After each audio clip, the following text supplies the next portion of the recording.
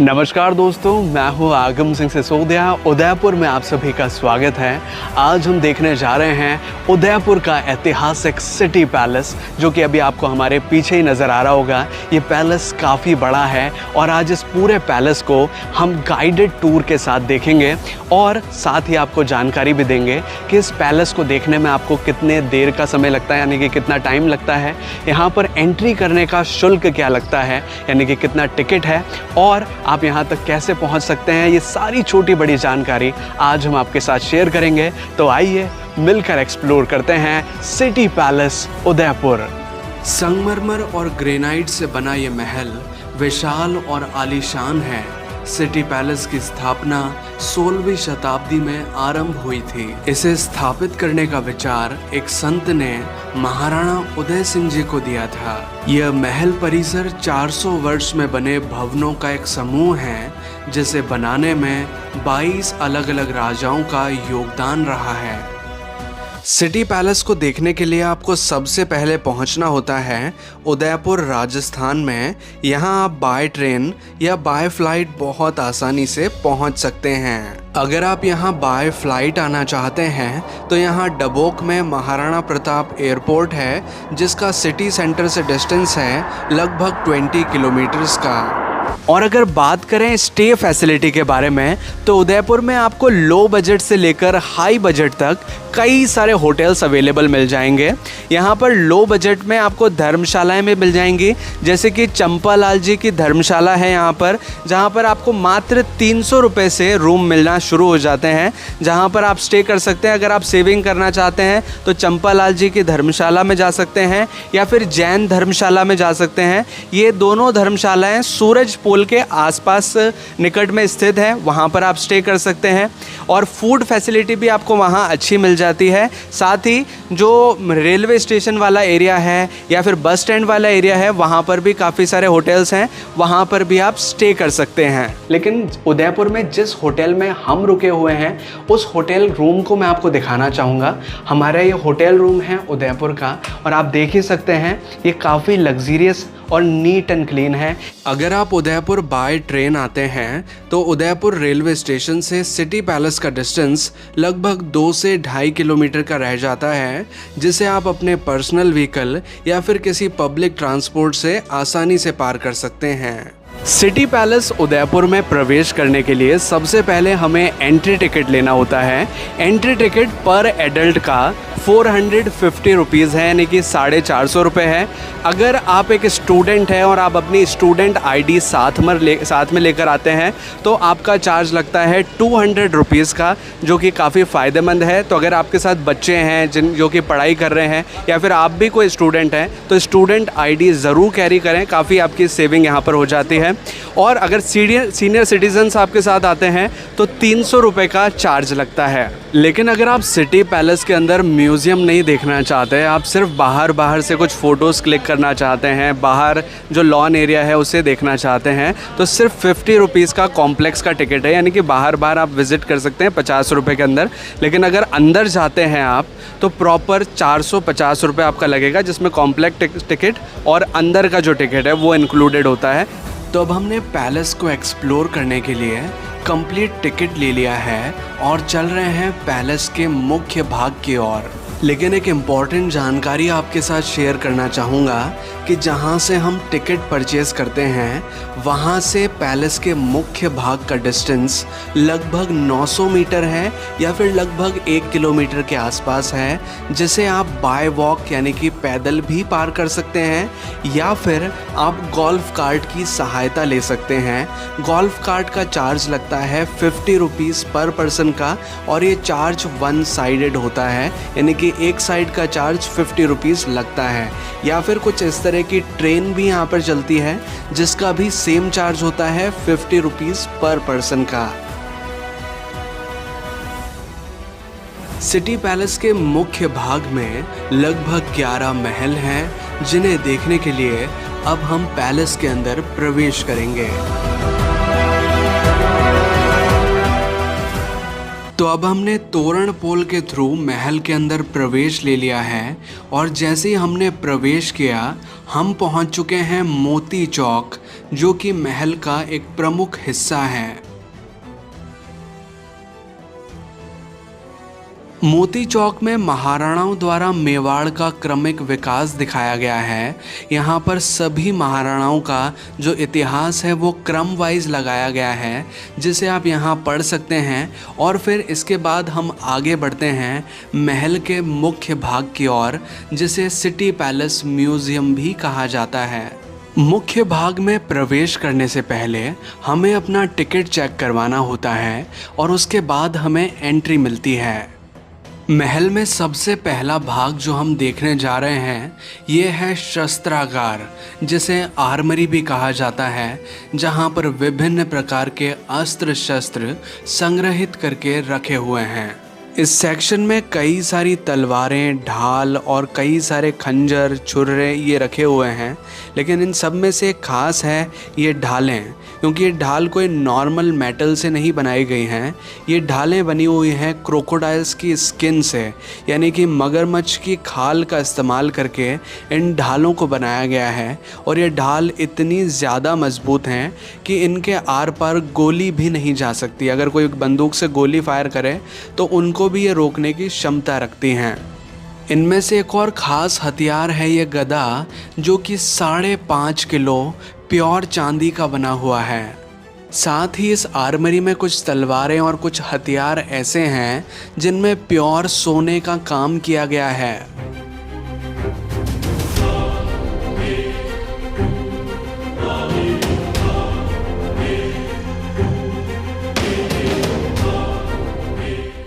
इन हथियारों में एक स्पेशल हथियार है जिसका नाम है पेन गन, जिसे 19वीं सेंचुरी में इंग्लैंड से मंगवाया गया था।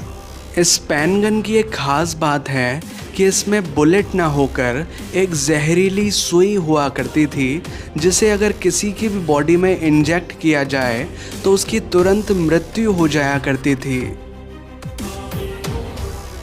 अब आर्मरी के एक ऐसे सेक्शन में हम पहुंच चुके हैं जहां पर महाराणा प्रताप के ओरिजिनल वेपन्स संग्रह करके रखे हुए हैं। ये जो कवच आप देख रहे हैं, 2 तलवारें और ये भाला, ये महाराणा प्रताप के पर्सनल वेपन्स थे। ये उनके ओरिजिनल वेपन्स हैं जो कि महाराणा प्रताप स्वयं यूज़ किया करते थे।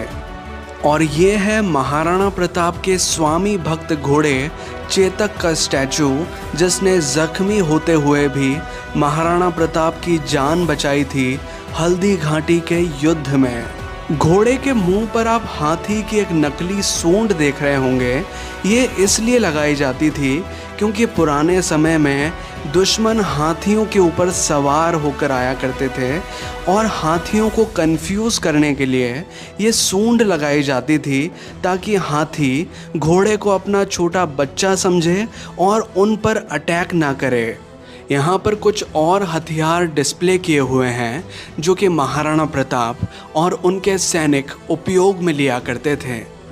अब महल के एक दूसरे कंपार्टमेंट में हम आ चुके हैं जहां पर हमें गणेश जी के दर्शन होते हैं।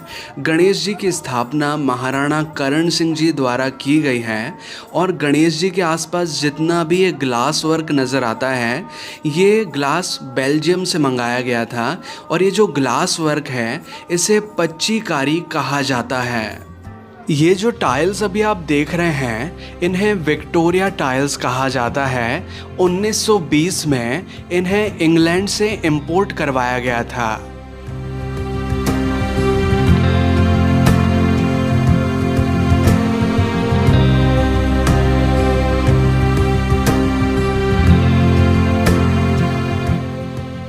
अब जिस आंगन में हम पहुंच चुके हैं इसे राज्य आंगन कहा जाता है। जितने भी राज्य अभिषेक हुआ करते थे वे सभी यहीं होते थे। लेकिन इस स्थान की एक और ख़ास बात यह है कि यहाँ पर एक प्रसिद्ध मंदिर है गोस्वामी प्रेमगिरी जी महाराज का। महाराणा उदय सिंह जी जब इस स्थान पर शिकार के लिए आए थे तो यहीं पर ऋषि जी महाराणा उदय सिंह जी से मिले थे और ऋषि जी ने ही उदयपुर की स्थापना इस स्थान पर करने की सलाह महाराणा उदय सिंह जी को दी थी। और फिर ऋषि जी के आशीर्वाद से महाराणा उदय सिंह जी ने 1559 में सबसे पहला कंस्ट्रक्शन यहीं से शुरू किया था। ये है ऋषि जी का मंदिर और इसके पीछे जो आप रूम देख रहे हैं उसे ऋषि जी का कमरा कहा जाता है। तो कुल मिलाकर कहा जाए तो ये है सिटी पैलेस उदयपुर का पहला स्ट्रक्चर।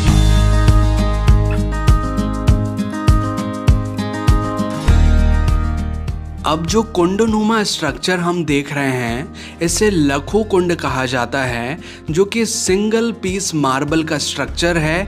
इसे लखू कुंड इसलिए कहा जाता है क्योंकि जब महाराणा करण सिंह जी का राज्याभिषेक हो रहा था, जो कि महाराणा प्रताप के पोते थे, तो उस समय इस कुंड में 1 लाख चांदी के सिक्के भरे गए थे और इसी वजह से इसे लखू कुंड कहा जाता है।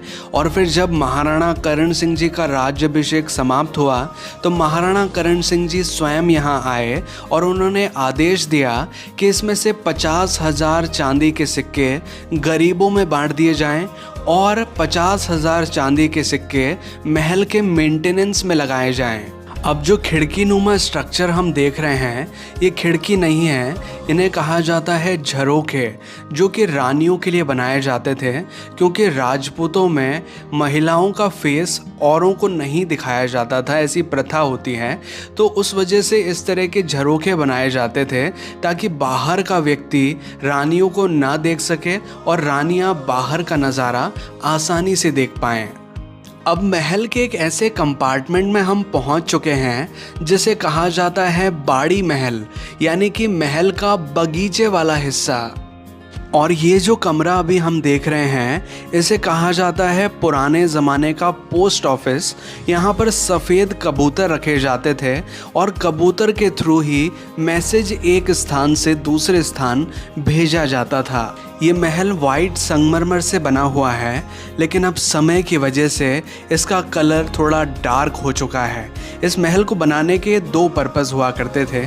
सबसे पहला पर्पस कि गर्मी के मौसम में राज परिवार के सदस्य यहाँ पर आकर आराम से बैठ सकते थे और ठंडाई का अनुभव ले सकते थे। दूसरा कि होली फेस्टिवल को मनाने के लिए यहाँ पर बीच में एक कुंड बना हुआ है, तो होली फेस्टिवल के दौरान यहाँ पर रंग बिरंगा कलर भरा जाता था और राज परिवार के जो सदस्य थे वो यहाँ पर एंजॉय किया करते थे। और अक्षय कुमार के फिल्म भूल भुलैया 1 के कुछ सीन्स की शूटिंग भी इसी स्थान पर हुई है। इस महल का ये काफ़ी खूबसूरत हिस्सा है जिसमें रंग बिरंगे कांच नज़र आते हैं और महाराणा फतेह सिंह जी का एक स्टैचू भी बना हुआ है, जिसे भी आप यहाँ देख सकते हैं। महाराणा फतेह सिंह जी ने ही फतेह सागर लेक का निर्माण करवाया था। इस महल में कुछ झरोखे ऐसे हैं जहाँ से उदयपुर शहर का बेहद खूबसूरत नज़ारा नज़र आता है। सिटी पैलेस उदयपुर का जो एरियल स्ट्रक्चर है वो जहाज नुमा है, यानी कि ऊपर से देखो तो एक शिप के समान लगता है। इसका जो 40% एरिया है वो एक प्राइवेट प्रॉपर्टी है जिसमें कुछ होटल हैं और रॉयल फैमिली का निवास स्थान है, और जो 60% एरिया है वो पब्लिक एरिया है जहां अभी हम घूम रहे हैं।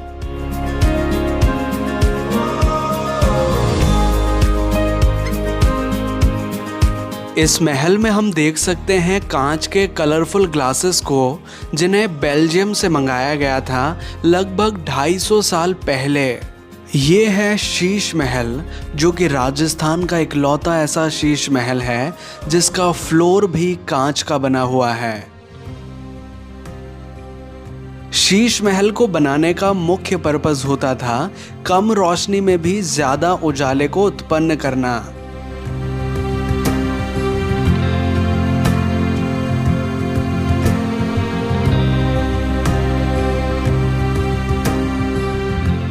और एक और इंटरेस्टिंग चीज़ शीश महल के जो दरवाजे हैं वो हाथी दांत के बने हुए हैं। शीश महल के बाद अब हम पहुंच चुके हैं पेंटिंग पैलेस में, जहां पर पुराने ज़माने की ओरिजिनल पेंटिंग्स देखने मिलती हैं। ये पेंटिंग्स लगभग 250 से 300 साल पुरानी हैं और इन पेंटिंग्स को किसी पेपर पर ना बनाकर डायरेक्टली दीवार पर बनाया गया है और इन पेंटिंग्स को स्पेशली कहा जाता है फ्रेस्को।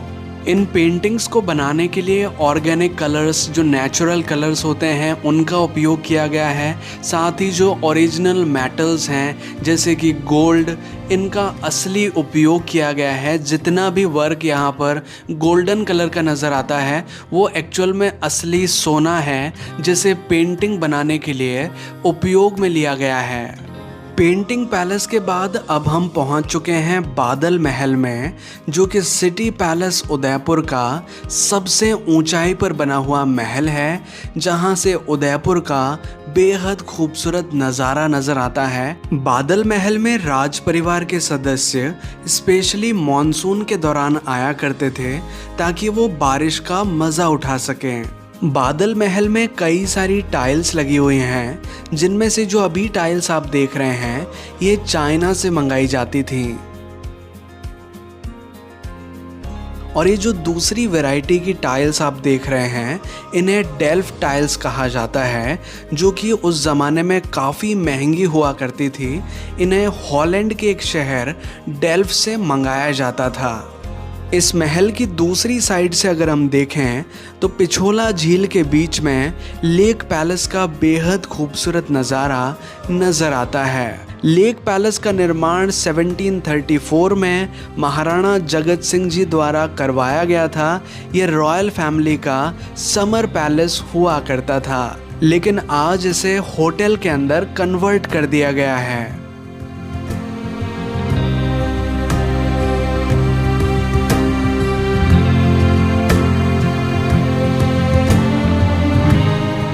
ये है मोती महल, जो कि महाराणा करण सिंह जी का बेडरूम हुआ करता था।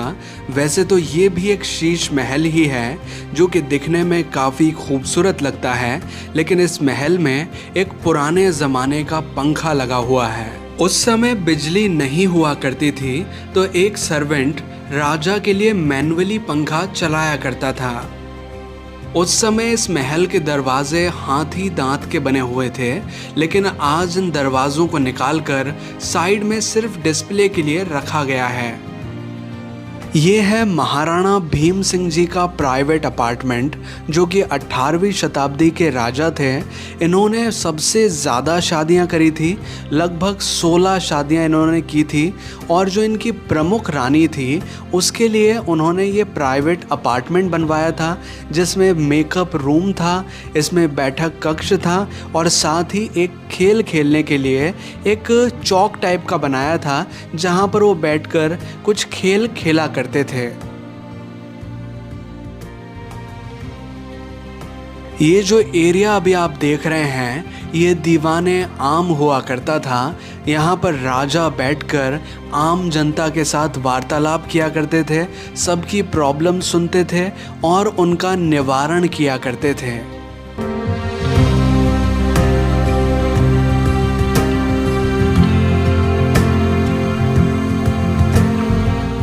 ये है महाराणा भूपाल सिंह जी का कमरा, जो कि मेवाड़ साम्राज्य के आखिरी ऑफिशियल राजा थे।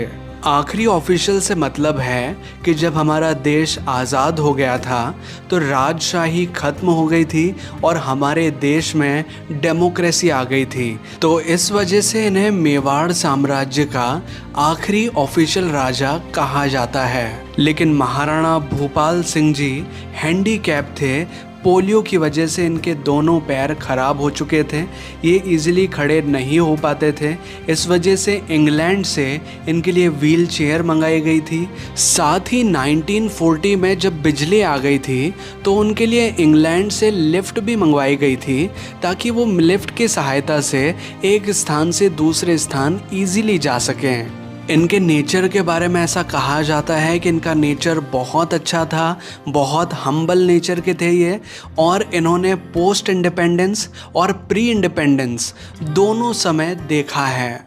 ये है सोने का सूर्य, जिसमें पुराने समय में लगभग 5 किलो के लगभग सोना हुआ करता था, लेकिन अब सिक्योरिटी पर्पस से इसमें 1 किलो 80 ग्राम सोना है। मेवाड़ के सभी महाराणा सूर्यवंशी हैं, तो जब भी मौसम खराब होने की वजह से वे सूर्य देव के दर्शन नहीं कर पाते थे, तो वे सोने के सूर्य के दर्शन करके भोजन ग्रहण किया करते थे। अब जिस एरिया में हम पहुंच चुके हैं इसे कहा जाता है मयूर चौक, जो कि एक बहुत ही खूबसूरत हिस्सा है सिटी पैलेस का। मयूर चौक को पुराने समय में 2 तरह से उपयोग में लिया जाता था।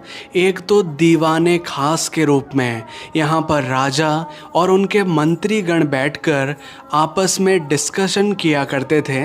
यहाँ पर दरबार लगा करता था जो कि खास लोगों के लिए हुआ करता था, इस वजह से इसे दीवाने खास कहा जाता था।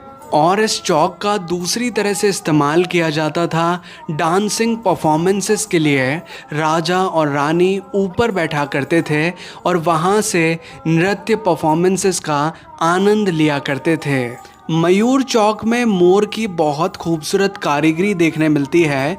इसमें जो कांच इस्तेमाल किया गया है वो मोस्टली बेल्जियम से मंगाया गया था, और जो ब्लू कलर का कांच नज़र आ रहा है इसे अफ़गानिस्तान से मंगाया गया था।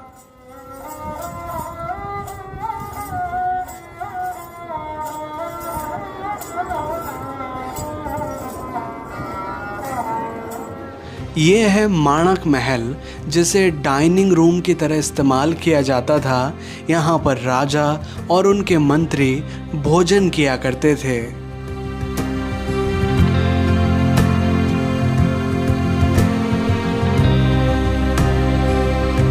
अभी तक जो हमने महल का हिस्सा देखा वो सभी मर्दाना पार्ट था, लेकिन अब हम चल रहे हैं जनाना सेक्शन की ओर, जिसे लेडीज कंपार्टमेंट के नाम से भी जाना जाता है।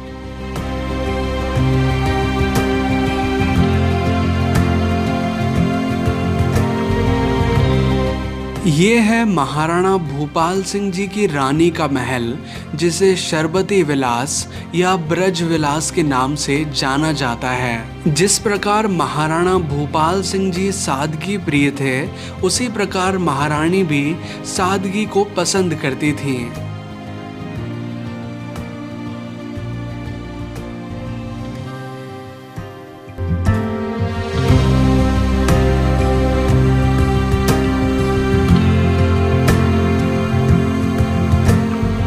ये है रानियों का गेस्ट हाउस। सभी रानियां यहाँ मिलकर टाइम स्पेंड किया करती थी और कुछ गेम्स खेला करती थी।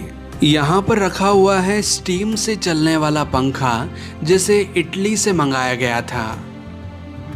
लेकिन जब 1940 में इलेक्ट्रिसिटी आई तो सीलिंग फैंस लगाए गए और ये छत के पंखे इंग्लैंड से मंगाए गए थे।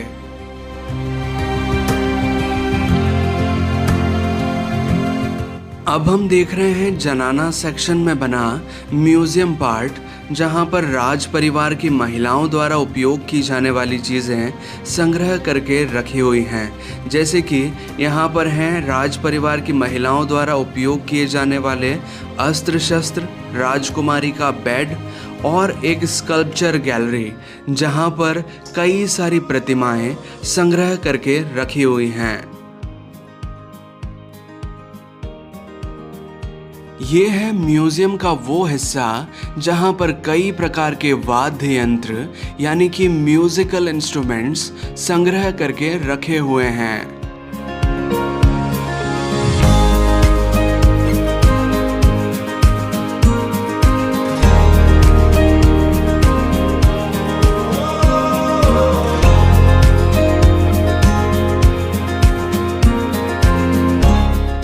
ये है जनाना सेक्शन का मुख्य चौक एरिया, जहाँ पर रानियाँ अपनी मीटिंग्स ऑर्गेनाइज किया करती थीं या फिर कोई बड़ा खेल उन्हें खेलना होता था तो वो यहीं खेला करती थीं। जनाना यानी कि लेडीज सेक्शन की एक खास बात हुआ करती थी कि यहाँ पर पुराने समय में पुरुषों को आना अलाउड नहीं हुआ करता था। यहाँ पर जो सिक्योरिटी गार्ड्स हुआ करते थे या फिर जो अंगरक्षक हुआ करते थे वो भी महिलाएं हुआ करती थी या फिर ट्रांसजेंडर्स हुआ करते थे।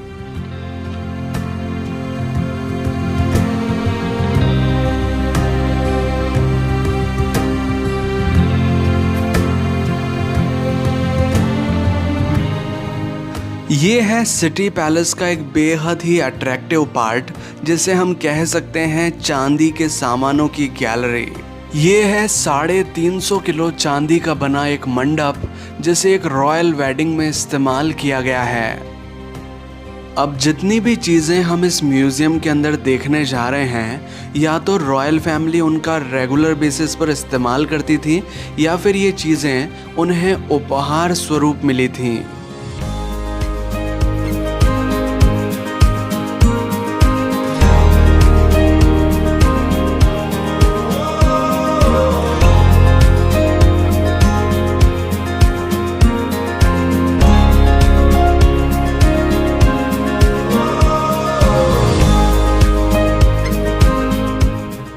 तो अब हम वापस से मोती चौक में पहुंच चुके हैं, जहां से हमने इस पैलेस को देखने की शुरुआत की थी। अभी जो हमने सिटी पैलेस देखा वो एक पब्लिक पार्ट था, लेकिन अब जो हम हिस्सा देख रहे हैं ये सिटी पैलेस का एक प्राइवेट पार्ट है, जहां पर आज भी रॉयल फैमिली रहा करती हैं। सिटी पैलेस को देखने में आपको लगभग 1.5 से 2 घंटे का समय लगता है, और अगर आप पैलेस को अच्छे से देखना चाहते हैं तो आप एक गाइड की सहायता भी ले सकते हैं। गाइड के शुल्क कुछ इस प्रकार होते हैं। और पैलेस के खुलने और बंद होने के टाइमिंग के बारे में अगर बात करें तो पैलेस सुबह 9 बजे ओपन हो जाता है और रात के 8 बजे तक ये ओपन रहता है। तो ये है उदयपुर का ऐतिहासिक सिटी पैलेस, जिसे घूमकर हमें काफ़ी अच्छा लगा। आपको ये एक्सपीरियंस कैसा लगा कमेंट करके ज़रूर बताइए। अगर आपको वीडियो अच्छा लगा है तो प्लीज़ वीडियो को लाइक कीजिएगा, इसे शेयर कीजिएगा अपने दोस्तों और अपने फैमिली मेम्बर्स के साथ। और अगर आपने चैनल अभी तक सब्सक्राइब नहीं किया है तो प्लीज़ चैनल को सब्सक्राइब कीजिए, बेल आइकन को दबाकर ऑल पे प्रेस कीजिए, ताकि इसी तरह के वीडियो नोटिफिकेशंस आपको आगे भी मिलते रहें।